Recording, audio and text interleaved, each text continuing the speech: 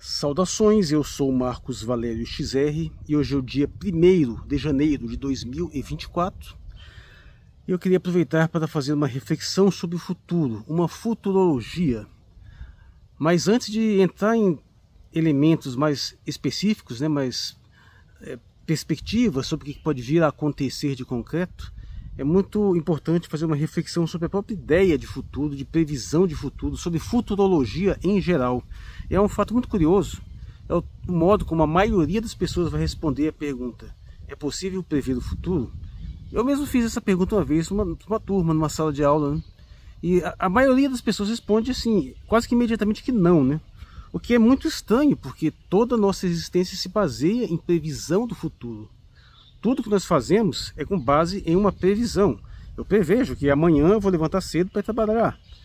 Nós prevemos que o dia vai acabar, que o sol vai nascer. E toda a nossa vida é organizada no sentido de que existe uma série de planejamentos, de perspectivas e coisas que vão ser feitas. Então é nesse sentido que eu quero colocar. Nós estamos sempre prevendo o futuro, nós vivemos em função disso. É claro que não é isso que as pessoas entendem quando se faz essa pergunta. Elas vão diretamente para aquelas questões que, em tese, não são previsíveis. Só que não há uma verdadeira diferença qualitativa entre elas, porque a nossa capacidade de previsão do futuro depende, evidentemente, da regularidade dos acontecimentos, de quanto nós o conhecemos. Se nós temos total certeza de que vai anoitecer e vai amanhecer, porque isso é uma regularidade infindável, exaustivamente repetida, sem nenhuma exceção. Mas a gente trabalha com regularidades menores.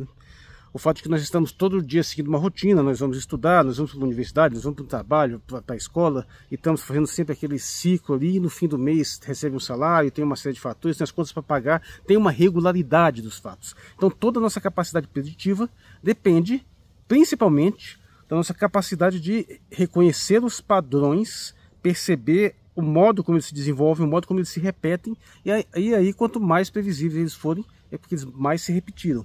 E é dessa forma que se costuma fazer as previsões mais concretas. E aquilo que a gente considera como imprevisível é justamente aquilo que não tem um padrão óbvio, não tem uma regularidade. Para citar um exemplo quase que paradigmático, peguemos os astrólogos, os antigos, no tempo que eles eram astrônomos de fato, que, por exemplo, eram capazes de prever o posicionamento dos planetas e poderiam prever uma coisa que a maioria esmagadora das pessoas não tem a menor condição de prever. Por exemplo, um eclipse solar, porque um eclipse solar pressupõe você acompanhar a trajetória da Lua com muita precisão e a trajetória do Sol e prever em que momentos, em que local do planeta eles vão se sobrepor.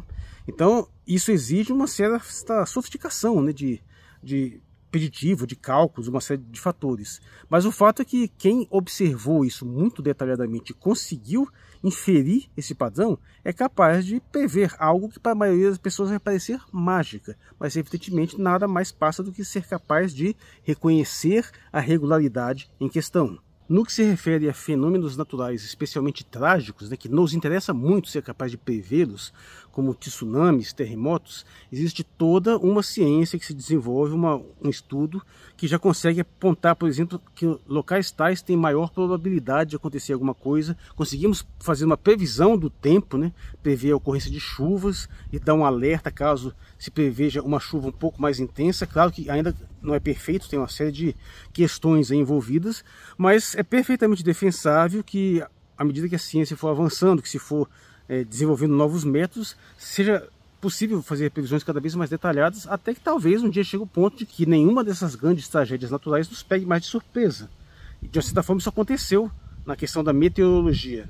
Eu lembro de um tempo que a meteorologia era quase que aleatória, você acertava muito pouco, e hoje ela acerta na maior parte das vezes, ela consegue ter uma capacidade de previsão bem mais sofisticada. Quando se refere àquilo que vai mais nos interessar aqui, que são fatos históricos sociais, a situação complica enormemente, porque nós estamos lidando com o fator humano. Já é difícil prever fenômenos naturais que sequer reagem de forma diferenciada se estão sendo observados ou não. O fator humano é muito mais complicado, mas ainda assim apresenta alguns padrões, algumas regularidades, as questões sociais, as questões econômicas, e todo o esforço que todo mundo tem feito nesse sentido é sempre tentar ser capaz de fazer as devidas previsões e antecipar o que vai acontecer, até para você se precaver. Na seara da economia isso é absolutamente crucial, Infelizmente, a capacidade preditiva da economia ainda é muito limitada, lembrando que se trata de uma ciência humana extremamente especulativa, e eu gosto de frisar, a mais ideológica de todas as ciências. Por quê? Porque quanto menor a sua capacidade de previsão, quanto mais você está entregue à aleatoriedade, mais você tende a se apegar a fenômenos subjetivos, mais você tende a apelar para outras coisas que não a simples realidade concreta dos fatos, quando você tem um cabedal de dados mais precisos e mais claros, né? Quando você tem, com muita precisão de certos fenômenos, não tem lugar para você inserir crenças, superstições ou viés ideológicos, porque a situação ali é muito direta e muito clara, mas quando você tem um espaço de nebulosidade, uma dificuldade efetiva de você conseguir compreender algumas coisas, e o pior, mesmo quando não é o caso, você tem um determinado interesse, você é capaz de prever que tal coisa vai acontecer de tal forma, aquilo ali não te interessa, e você vai agir para tentar evitar que aconteça daquela forma, aí a situação vira essa confusão toda que nós costumamos ver, né? Mas basicamente só para deixar claro que sim, nós estamos o tempo todo prevendo o futuro, o nosso pressuposto existencial, nossa vida depende dessa capacidade de previsão. O que nós consideramos como não previsível é justamente aquilo que nós não temos uma capacidade de inferir uma regularidade, e no entanto isso vai mudando com o tempo, porque cada vez mais somos capazes de ter algumas capacidades preditivas maiores, graças a um certo acúmulo de conhecimentos científicos e objetivos, né? Como é que nós podemos tentar inferir algumas coisas a respeito do futuro da situação política, social e econômica do Brasil e do mundo, né? Crucial você estudar o passado, ter uma compreensão boa da história e dos fatos, né? Porque, de uma certa forma, quanto maior for o seu conhecimento, em tese, maior a sua capacidade preditiva, ainda que seja um objeto de estudo extremamente complexo e que frequentemente fuja às nossas capacidades de redução, né? Mas ainda assim, mesmo que você tenha essa percepção muito clara, tenha um volume de dados muito grande, nós temos alguns obstáculos. Primeiro, porque não é possível você ter todos os dados relevantes. Com certeza não. A gente tem uma série de registros históricos muito bons sobre determinados fatos, mas tem umas lacunas gigantescas e, aliás, tem essas lacunas nesse exato momento presente. Tem uma série de fatos que estão disponíveis, mas tem muitos outros que não estão, em especial a subjetividade das pessoas, né? Porque você pode até prever fenômenos de massa por uma questão probabilística, mas o papel da subjetividade, o papel do modo como as pessoas podem reagir de forma a desafiar até mesmo determinados consensos, é algo que prejudica muito a sua capacidade de se antecipar a determinadas coisas. É claro que existem algumas coisas que são razoavelmente previsíveis. Por exemplo, o fato de que nenhum grande investidor vai jogar seu dinheiro fora de bobeira num ambiente econômico excessivamente desregulado. É o contrário do que o liberal gosta de dizer. Normalmente ele vai onde as regras são claras. A regularidade, que tem tudo a ver com a regulação, normalmente tem essa característica. No ambiente onde você tem uma certa ordem, ele tende a ser mais previsível, você pode fazer uma previsão de retorno maior do seu investimento. Claro que existem os investimentos de maior risco que podem envolver retornos maiores, mas também podem envolver uma perda total, e tem pessoas que também arriscam nesses casos assim também, né? Mas via de regra, até quem costuma fazer isso é porque parte do seu capital está nesses investimentos de risco e a outra parte, geralmente maior, em investimentos mais seguros, né? Mas assim, só para exemplificar, o fato é que é o contrário do que frequentemente os liberais gostam de dizer, que você sempre desregula, tira as regras de fazer o que quer. Não, evidentemente não funciona assim. Mas vamos lá, então o que nós podemos esperar para o futuro, essas perspectivas de 2024, pelo menos o que eu espero antecipar com um razoável grau de certeza, eu diria, né? Em primeiro lugar, eu pessoalmente não acho que a situação do Brasil vai ficar muito diferente do que já está.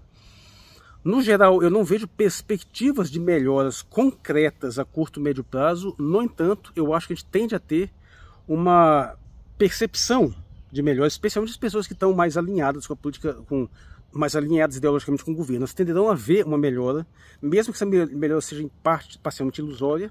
Eu creio que tenda a uma certa estabilidade. Tem muitas pessoas fazendo leituras muito problemáticas, porque as políticas do governo realmente são complicadas, são políticas essencialmente liberais, não tenho a menor dúvida, mas por uma questão política de correlação de forças que tem sido muito colocado, e isso é fato, não tem como ir muito mais além, mas é sempre bom apontar o fato que, comparado à situação anterior, cara, incomensuravelmente melhor. Mas o fato é que eu não vejo uma melhora significativa a curto e médio prazo, mas também não vejo possibilidade de desandar assim, de uma forma muito drástica, a não ser, claro, que ocorra um fenômeno aí que a gente tem imprevisto, né? Aí realmente fica um pouco complicado. Ver uma outra pandemia, alguma coisa assim, estourasse uma guerra totalmente inesperada, além dessas que a gente já está vendo, né? Mas assim, a nível econômico, e até político mesmo, eu prevejo que esse 2024 ele vai ser razoavelmente estável, salvo algum fator totalmente bizarro que aconteça. A gente vai ficar mais ou menos no mais do mesmo, vai ter pouca coisa ao qual a oposição atacar assim, de concreto, vai ter que continuar recorrendo à falsificação sistemática. Provavelmente a questão da guerra na Ucrânia vai ficar mais ou menos na mesma também, sem nenhum desenlace, um certo impasse. É claro que é um pouco difícil a gente prever como que vai ser o rigor deste inverno, né? Mas mesmo assim que seja muito rigoroso, eu acho que não vai fazer muita diferença. A tendência é que 2024 se desenrole mais ou menos do modo como está, consolidando cada vez mais essa posição russa ali, né? Mas sem um desenlace generalizado. Sim, posso errar, claro, pode ter uma reviravolta totalmente inesperada, mas não vejo muita perspectiva de que seja muito diferente, não. Eu acho que a situação na Palestina já é mais difícil de prever, porque ela pode escalar no nível mais alto. Então acho que o risco ali é maior, a dificuldade de fazer uma previsão ali é maior. Principalmente por quê? Porque se por um lado é razoavelmente claro o que a Rússia quer, o que está na cabeça da maioria dos estrategistas russos, ele tem um propósito mais claro, mais evidente, e também algumas linhas que eles preferem não cruzar, isso já não é nada claro na questão do Oriente Médio, até porque os próprios sionistas, é chato dizer isso, mas estão loucos. Você vai ter tantos aqueles que são mais meticulosos, mais físicos, que estão visando um ganho mais específico, quanto você vai ter aqueles que são doidos, que querem ver se pegar fogo, porque acham que o Messias vai voltar, e tem o sionista cristão que acha que é a volta de Cristo, que quer ver mais que destrua tudo mesmo. Então a gente está lidando com pessoas no limiar da insanidade. O sionismo, especialmente não, né? Eu até falei uma certa vez que, de certa forma, o sionismo cristão até faz mais sentido do que o sionismo judaico, mas ele faz mais sentido dentro daquela cosmovisão que, em si, já é meio louca. Então, é mais difícil de prever isso. A questão aqui da Venezuela e Esequibo, duvido que isso vai dar qualquer problema significativo. Pode ficar dando tensão, ficar sendo usadas como para ameaças e qualquer coisa assim, mas acho que isso não vai desenrolar. E a questão do fronte de Taiwan também, penso eu que não vai se desencadear agora, pelo menos não tão cedo. Posso errar flagrantemente, mas assim é só para ter alguma coisa com a qual eu vou comparar aqui. Então, por isso eu não estou vendo uma mudança de quadro drástico nos outros fatores, a não ser o caso Israel e Palestina, que realmente é muito complicado de prever. Ele pode escalar, ele pode envolver diretamente o Irã, e aí vai puxar a Rússia, e aí a situação complica totalmente, e é só por isso que também tem um risco maior da situação de desandar na Ucrânia ou até em outros lugares do mundo, dependendo do modo como as forças vão ser movidas daqui para lá. Ou seja, ainda existe o risco de 4 frentes de guerra, mas eu acho que por enquanto a gente fica focado mais em 2 mesmo, sem contar, claro, aquelas guerras que não envolvem de uma forma tão direta, que ocorrem na África, como eu citei naquela live mais recente, que também é muito difícil fazer uma inferência, a não ser o fato de que é meio que inevitável que a Europa e o Ocidente em geral cada vez mais percam a sua capacidade de influência na África. E quando eu digo assim, cada vez mais perdendo, significa que a gente vai ver uma mudança a curto, médio prazo, rápido não. É uma mudança muito gradativa, muito lenta, às vezes até difícil de perceber, só que no caso agora a gente está até percebendo. Mas assim, a gente não sabe se tem alguns reveses, algumas questões assim um pouco mais complexas. Parodiando a psicohistória do Asimov, né? Se é mais difícil prever esses elementos locais, por outro lado, o todo geralmente é mais fácil. Então, de uma forma geral, o alinhamento de forças do globo em si, mesmo que aconteçam coisas totalmente imprevistas em escalas menores, dificilmente tende a mudar. E esse enfraquecimento cada vez maior do Ocidente, isso é simplesmente inevitável. Não vejo possibilidade disso ser revertido, mais uma vez, salvo alguma coisa absolutamente imprevisível. Resolver disparar todo o arsenal nuclear da Terra, sei lá, coisa. Mas assim, a princípio não, até porque nisso tem uma regularidade clara. E quando a gente observa a regularidade histórica, o que a gente entende como Ocidente é um acidente histórico, e ele é muito breve. essa potência toda do Ocidente começou, é coisa de 500 anos, mais ou menos, nem isso, né? É que teve as grandes navegações, né, a colonização e esse fortalecimento da Europa, basicamente pilhando o resto do mundo, né? E depois para esse eixo de poder que se concentrou mais nos Estados Unidos, mas isso é limitado, até por uma questão de densidade populacional. Aquela região ali do Oriente, da China, aquilo ali sempre foi muito forte, sempre foi uma potência grande, e só não era maior porque tinha tensões internas, né? A China tinha, lembra da história dos 3 reinos, né? Vivia brigando ali, depois passou por uma invasão de outros orientais ali próximos também, então teve aquela confusão toda. Mas a partir do momento que ela se consolida, eu não vejo muito como essa situação ser revertida. Primeiro porque é do peso populacional, uma população que ainda tem mais espaço para crescer, ainda para crescer assim, no sentido econômico, né? E também numérico, mas principalmente econômico. A gente ainda tem uma quantidade de pessoas que apesar da classe média chinesa já ser a maior do mundo, ainda tem uma quantidade de pessoas que ainda estão uma parte mais pobre, que ainda podem subir. E isso por si só já movimenta muito essa economia. A força do país crescendo cada vez mais a esfera de influência, e não tem como o Ocidente confrontar isso de uma forma direta quando ele não consegue estabilizar sequer a sua própria população, né? A sua própria população declinante, dependendo de imigração, trazendo background cultural anti-ocidental. Então isso aí é meio que inevitável. Só tende a demorar um pouco mais porque à medida que for ficando evidente a situação do eminente colapso, ele pode começar a tomar medidas preventivas e aí pode reverter uma série de tendências que foram dominantes nas últimas décadas, né? Eles percebem que se trata de uma rota meio que suicida, especialmente no sentido demográfico, né? Mas eu sinceramente não vejo nem essa possibilidade acontecendo. Lembra que eu antecipei a possibilidade de haver uma plutocracia que está realmente disposta a detonar o Ocidente de vez, detonar os próprios Estados Unidos, porque é a única coisa que daria uma explicação a porque tantas posturas tão suicidas, tão aparentemente suicidas, né? E é aí que entra no ponto mais crucial. Se aparentemente ninguém tem assim uma capacidade preditiva mais sofisticada nesse sentido, por escassez de dados ou porque ninguém conseguiu desenvolver uma teoria mais eficiente, quem garante que essas plutocracias lá em cima, que tem recursos muito maiores, não tem uma capacidade preditiva, ou pelo menos não acredita que tem. E se eles tiverem chegado a conclusões, têm feito previsões baseadas em recursos que eles possuem que não são compartilhados pela maioria das pessoas, eles têm certas percepções de que certas coisas são meio que inevitáveis e que é melhor tomar determinadas atitudes agora para evitar um colapso maior, tentar assumir o controle do futuro. Pode ser isso, eu não tenho como ter acesso a esse tipo de conhecimento. E no geral, eu tendo mais a achar que geralmente quando você esconde determinadas coisas, você está escondendo mais a sua ignorância do que o seu conhecimento, né? Até porque é uma forma de você se precaver. Porque se ficasse evidente, ó, essa galera ali tem esse plano tal, vai fazer isso, esse vai não dar certo. Você se queima totalmente, então é melhor ninguém nem saber. Todo mundo ficar confuso, todo mundo ficar tentando entender que diabo que está acontecendo, que diabo que esse pessoal está planejando por trás, né? E eles podem estar errados também, né? Então, o fato é que fica muito difícil você ficar satisfeito com um projeto que você não entende, que não é nem revelado, que você não sabe o que ele quer e que ainda por cima pode estar errado. Então, esse é o problema da dimensão plutocrática do Ocidente, né? Lembrando que é sempre bom bater nessa tecla, né? Porque o que a gente tem, para deixar de uma forma mais clara, como eu costumo colocar, é uma tensão entre o predomínio do poder econômico contra o predomínio do poder político.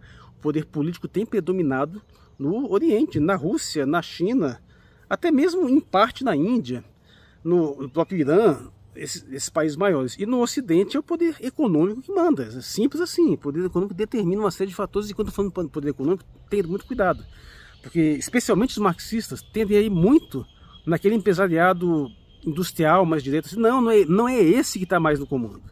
É o capital financeiro especulativo, é a coisa mais profunda. Caso contrário, o empresariado alemão já tinha acabado com essa guerra da Ucrânia há muito tempo, porque estão só se ferrando isso, falando dos grandes industriais alemães, mas isso faz parte do plano de uma outra plutocracia que quer ferrar com a Alemanha.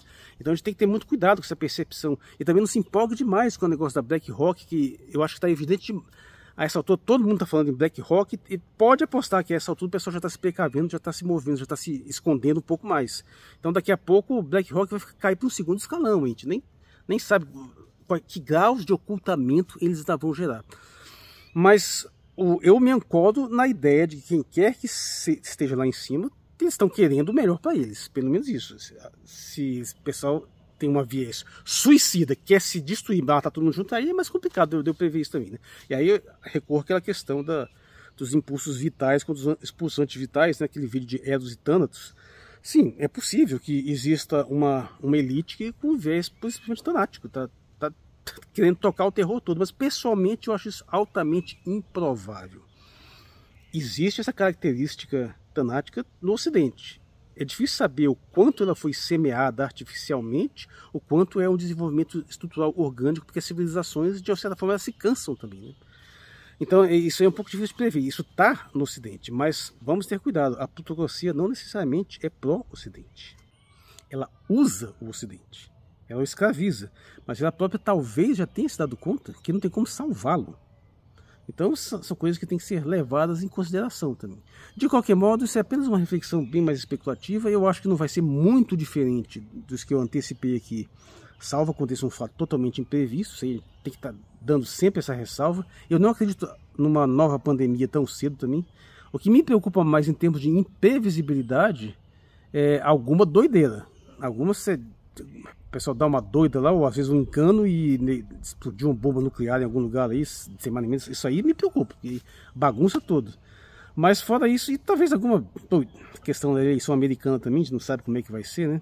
Eu acho que estão se movimentando para não deixar o Trump ganhar de jeito nenhum. Estou achando que essa altura vai ser meio complicado. Mas essa altura também nem sei se é mais desejável, talvez seja melhor. Deixa esse Biden se reeleger e fundar esse país de uma vez mesmo. Acho até que é melhor, até porque a perspectiva de um Trump menos belicoso meio que foi por água abaixo com essa questão do Oriente Médio, que na questão do sionismo ele é pior que o Biden, né? Então a situação está bem complicada. E não tem uma terceira via, porque aquela que tinha lá, que era o tal do Kennedy, já naufragou totalmente, como eu coloquei numa live anterior. Mas o fato é que a gente tem que ficar atento aí, observando. E eu gostaria de, nesse ano, nesse canal, ainda que esteja sempre abordando esses temas, nunca vou parar de abordá-los, tentar abordar mais a questão também de ficção científica, ficção fantástica. Eu gosto muito disso e eu acho que isso dá instrumentos de reflexão também, né? É uma das premissas da ficção científica fornecer esse tipo de experiência de pensamento para a gente tentar ajudar na nossa previsão do futuro. É só não correr o risco de se deixar hipnotizar por ela e entrar nessas paranoias que são temas comuns, que são temas emocionantes, e a gente confundir isso com a realidade compositiva. É exatamente o caso da inteligência artificial, né? Que a ficção científica bateu tanto nesse negócio da ameaça das máquinas, que o pessoal começa a levar essa palhaçada a sério. O problema ali é outro, como eu já coloquei várias vezes. E tentar movimentar um pouco mais uma dinâmica diferenciada, talvez com algumas lives mais alteradas. Eu não sei como é que vai ficar a minha situação esse ano, porque provavelmente vai ter quase certo que vai ter uma mudança de endereço. Eu vou sair daqui e vai ter uma série de complicações, então isso pode gerar uma dificuldade de gravar vídeos, mas eu vou tentar manter o máximo possível. E evidentemente não teve live esse domingo, mas as lives retornam no próximo domingo normalmente. E é basicamente isso. Pessoal, se vocês não é inscrito no canal, por favor se inscreva, curta o vídeo aí, ajude a divulgar, compartilhar. Estamos com 1.250 membros, seria interessante aumentar mais. E é isso, eu sou o Marcos Valério XR, em 1º de janeiro de 2024, feliz ano novo e obrigado pela atenção.